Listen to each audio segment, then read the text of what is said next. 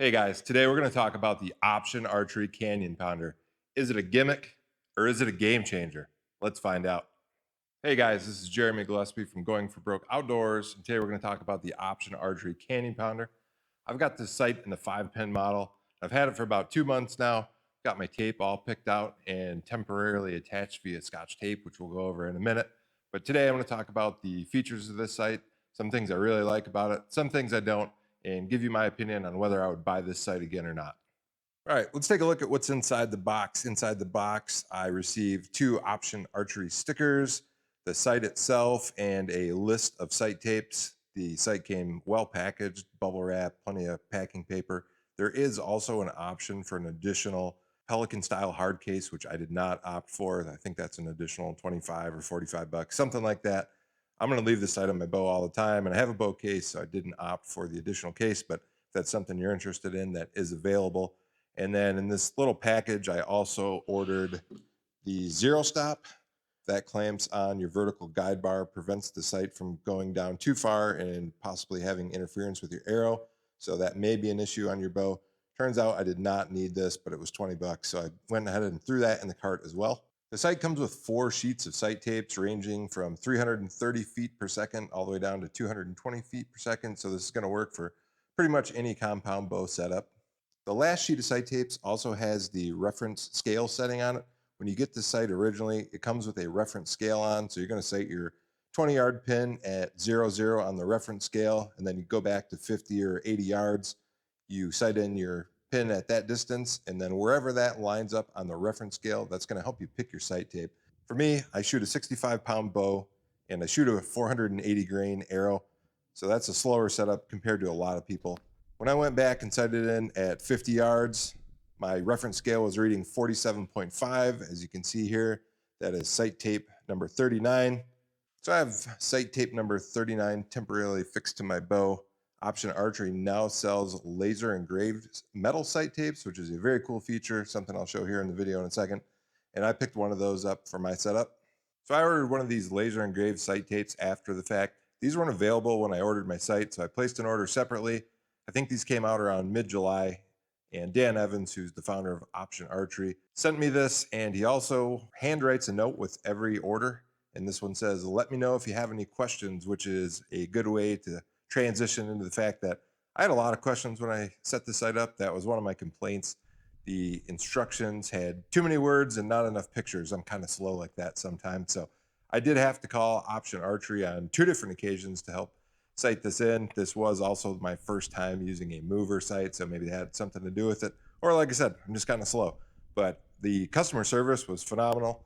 And I also called prior to ordering the sight because I wanted a customized sight. I went with .019 top pins for my 20 and 30-yard pins, and then I went with .010 for my mover pin, what will be my 50 and my 60-yard pin. So was able to talk to Dan at Option, which is pretty cool to be able to talk to directly to the owner of the company, and they were able to give me some great information. So that was extremely helpful. When I called Option Archery, I had some questions about which tape to pick. I was in between 2 tapes, and Dan was super helpful. One of the things that he recommended was that I Scotch tape my sight tape on to the sight, and that way, if I needed to switch to a faster or slower tape, I wasn't committed to that one, and I didn't stick it on the sight. So that's something I did. All right, guys, I'm going to go ahead and install this laser etch tape. I'm going to go ahead and remove the temporary tape that I've got Scotch taped on right now. One of the things that I forgot to mention earlier in the video, the box did include a set of stubby Allen wrenches. They've got the shorter 90-degree head on them. I've been using these a lot to get my sight dialed in, and that's why I forgot that they were in the box because I had them on my workbench. So very cool addition to have those included and something you can keep in your archery toolbox. Every Allen wrench you're going to need for the sight. Okay, let's see if I can get this temporary tape removed, and I will show you the reference scale that comes installed on the site when you order it. Okay, so I've got the temporary tape removed, and this is the reference scale. So again, when you're setting this in, what you'll do is you'll dial this up to 0, 0. That'll be all the way to the top. Then you will use either the sight bar to move your entire sight bar up and down, or you can use these screws to move the sight housing up or down. And then when you're close using the screw adjustments, you're going to use this screw here, this gang adjustment. And this has its own scale on it. That'll be your fine up and down, how you get your 20-yard pin sighted in. One of the maybe mild knocks I have on this site is I wish this last adjustment was micro adjust. The windage left to right, that's got a micro adjust on it, but this gang adjustment does not. So you have to play with it a little bit. It's not terrible. And once you get it set, it's super solid, but would like to see a micro adjust potentially on that in the future. And while we're talking about it, one of my other complaints on the site is the windage. It's got a very cool Option Archery logo. What it does not have is an arrow with left or right indicators. So if you're adjusting this sight frequently during sight in across multiple days, like I was, you might forget which way is left, which way is right. And if you're making micro adjust, it's not always easy to tell on the scale which way you're going. So sometimes you've got to click it 5 or 6 clicks to realize which way you're going and then click it back. So easy fix there. I would like to see a left to right arrow on that. Again, talking about the initial sight in, your reference scale, you're going to put your pointer on 0, 0. Just mentioned how you're going to sight that in. Once your 20-yard pin is dialed, you're going to back up slowly to 50 yards, crank this down, and wherever this lands, that's going to be how you select your sight tape. So for my particular bow setup, I ended up at about 47.5 when I looked at the sheet. 47.5 corresponds, and again, this is at 50 yards. 47.5 corresponds to tape number 39. So I temporarily applied tape number 39 with the Scotch tape.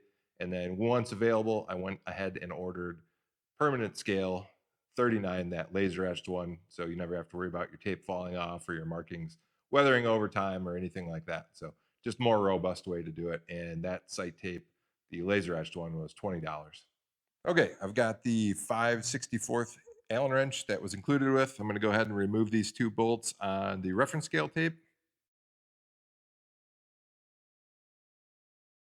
Going to slide this reference scale out. And now I'm going to drop in the sight tape that is specific to my bow.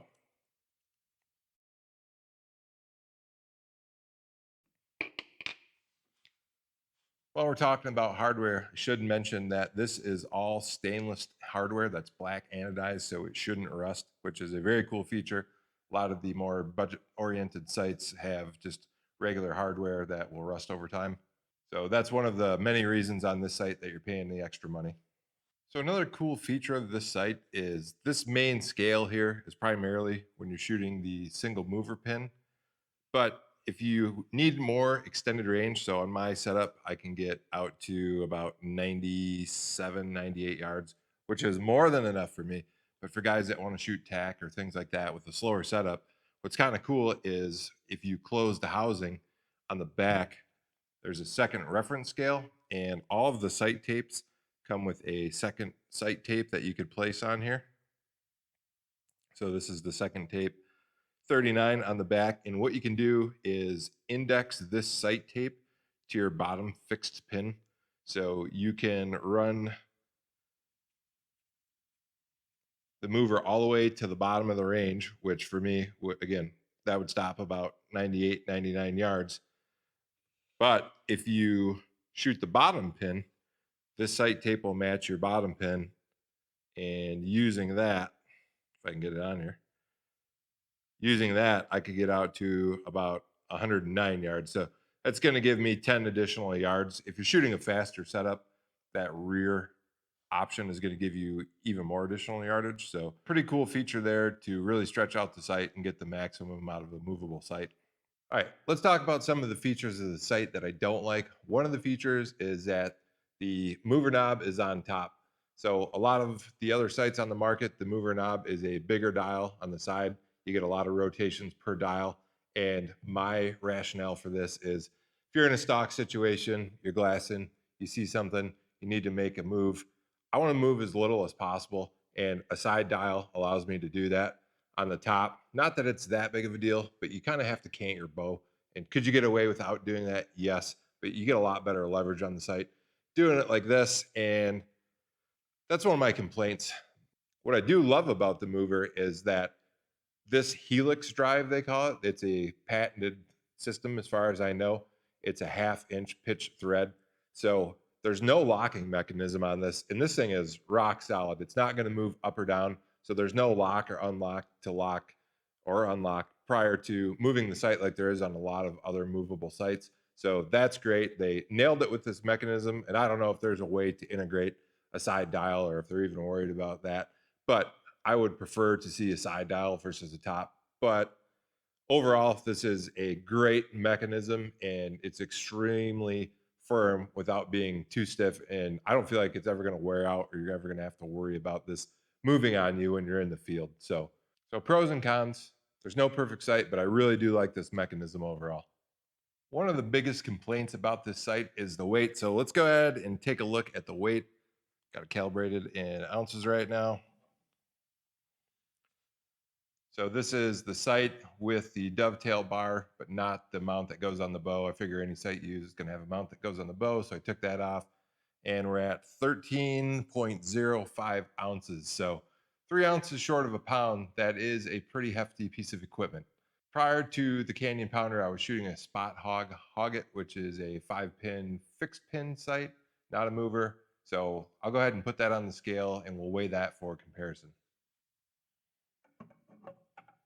So the Spot Hog comes in at 9.21 ounces, almost 4 ounces heavier for the Canyon Pounder. Obviously, that's attributable to the drive mechanism, but if you've shot a Spot Hog in the past, you know that they're built pretty heavy, high quality, durable, and the Canyon Pounder is no exception. I would say the build quality is equal or exceeds that of the Spot Hog. And if anyone is curious, we'll weigh this in grams. It's 371 grams. So the primary benefit of this sight is you're able to leave it as a fixed 5-pin sight. This is my preferred hunting sight. I like a 5-pin fixed, especially out west where I'm going to be taking longer shots, shooting at elk during the rut where they can be moving closer, farther, a lot can happen. And that was part of the reason I didn't want a single or even a double pin mover. So this really solved a lot of problems that I had with the sight specifically. I also wanted a dial to the yard. And the great thing about the Canyon Pounder is when you flip open that front fixed pin sight, you've got the single pin. And now when you adjust your mover, that single pin is going to stay centered the entire time in your aperture. So it makes for a really nice sight picture. Because of the sight design with the pins on 2 different planes, if you want to run a sight light, you actually need to run 2. That's kind of a weird thing that also makes the sight heavier, but it's the only way around it with this particular design. So on your mover pin, if you look underneath, there is a place to screw in a sight light here. And then on top of the fixed pin guard, there's a second slot for a second sight light if you wish to run those. So here's a close-up of that helix drive. As you can see, that's the black bar behind the stainless steel bar, and that is the screw mechanism. If my camera would focus here. That is the screw mechanism that enables the movement of the sight up and down. Again, I'm super impressed with the engineering here. It's got a pretty steep pitch, so it moves pretty quick. Maybe not quite as fast as something with a big round side dial, but the trade-off is this thing is extremely firm without being too tight, so you don't have to worry about it moving. And the engineering and the assembly on the site is top notch. There's no slop in the mechanism at all. So I've got a lot of confidence, and I've been shooting this thing for about 2 months now on the repeatability, and it's really phenomenal.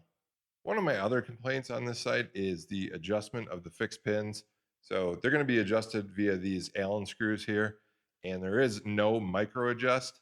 So once you've got your mover pin sighted in and you're trying to sight these fixed pins in, I'm not going to lie, it's kind of a pain. So that was one thing I would like to see improved. I don't know if they could go to a mechanism like Spot Hog where you've got a top screw and a bottom screw so you can make more finer micro adjustments, or something like Black Gold where they've got a vertical micro adjust too. But this is one of my knocks on the site, maybe my biggest one. The good thing is these are very firm. They work well once they're sighted in, but to get them sighted in initially, kind of a pain in the butt. So that's a knock on that. You can tell a lot of thought went into the small details on the design of the site. So the site actually has a padded ring around it here. There's magnets underneath this portion that attach to these magnets, and this padded ring, when you open and close this aperture, it's extremely quiet. So a lot of thought went into that. And while we're talking about the magnets, there are two magnets here, again, padded here. So when you flip the sight open, makes no noise. And these magnets are real strong. I mean, it's actually pretty difficult. I wouldn't say difficult, but there's no risk of this accidentally swinging closed. These are pretty strong magnets. So it holds closed very well. And when you open it, stays open very well. So pretty impressed with the design there as well. Let's talk about pin brightness real quick. This is a custom order setup. I custom ordered the green, red, green, red, green. I'm not a big fan of amber pins for whatever reason. A lot of people like them. I don't. So I went with that. That is an option to customize the sight. I believe it's $10 a pin. So a few dollars extra there. And I also customized the pin diameters. My top pins are 0.019, the 20 and 30 yard. My mover pin is 0.010, and then the bottom two fixed pins are also 0.010.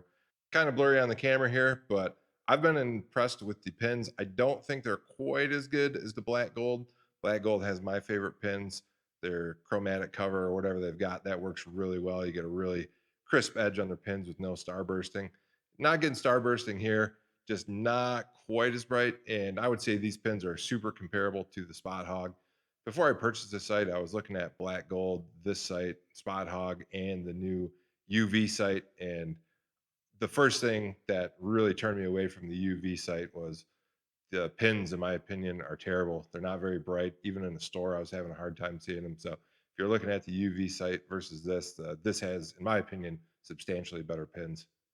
Well, guys, it's December. I actually started making this video sometime around June or July, so I actually ran the option sight for all of hunting season. And to be honest, I love the sight. Just want to recap some of the pros and cons to close out the video here. So the pros are it's made in the USA, has all stainless steel hardware. The machining and the tolerances are excellent. There's no locking lever for the mover adjustment. The customer service, in my experience when I had to use it, was phenomenal. And I love the option for the laser etched sight tapes as opposed to the stick on vinyl, which can wear out over time. Having that extra sight tape, laser etched, nice add-on for sure. Let's talk about the cons. One thing I haven't mentioned this whole video because it's a huge turnoff to a lot of people is the price. So depending on how you configure this sight and if you do any customization, you're looking at $600 plus if you buy the case and get full customization on site, probably closer to $700. So that is a bitter pill for a lot of people, tough pill to swallow there. If you're looking for a premium site, again, the mechanism, the machining, the hardware, everything on the site is top tier. So that's one of the trade-offs is with that and Option Archery being a smaller archery company, you are paying for that. And that I would imagine some of that has to do with economies of scale too. But again, premium product all the way around and comes with a premium price tag. So there's that. Let's talk about some of the other cons that I touched on in the video, but just to wrap up here, the sight is heavy, 13 ounces with the dovetail bar, closing in on a pound for a bow sight. That's a turnoff for a lot of people too, especially if you're doing a lot of backcountry where ounces make pounds. Doesn't bother me personally, but I can see how it would for some people. Definitely lighter options out there. I mentioned this in the video too. There's no micro adjust on the fixed pins, which for me, the getting the micro adjust on the elevation there, that would be a nice add-on. Don't know if that's something that Option can add on or what that would do to the price. Once they're set, they're fine, but to get them adjusted initially, it would be nice to have a micro adjust option. There's also no micro adjust on the elevation gang adjustment. That does have a separate scale, so you can kind of keep an eye on where that's at. But when you're fine-tuning your mover at 20 yards, it would be nice to have a micro adjust option there as well. And then I mentioned this also, there's no left to right arrow on the windage micro adjust. So it does have micro adjust for windage, but no arrow, just the Option Archery logo. So if you're adjusting the sight over multiple days, sometimes it's hard to keep track of which way you're moving the sight. I think that'd be an easy fix and something that I would like to see personally. So bottom line, would I buy this sight again? Absolutely. I think it's a big improvement over what I was shooting prior, which was that 5-pin fixed sight from Spot Hog. That was a great sight, durable, but to have the dial to the yard capability, the capability to shoot it as a single pin if you want a clear sight picture, but also to fold those fixed pins back in and have a full 5-pin fixed sight for hunting scenarios, everything that I wanted in the sight. And I ended up with the sight for a specific reason. Very happy with the purchase. Again, price, that's a whole nother deal, but if you're looking for a premium top tier product, check out the Option Archery site. So that's going to conclude this video. Thanks guys for watching. If you want more content like this, be sure to hit the subscribe button and we'll catch you next time.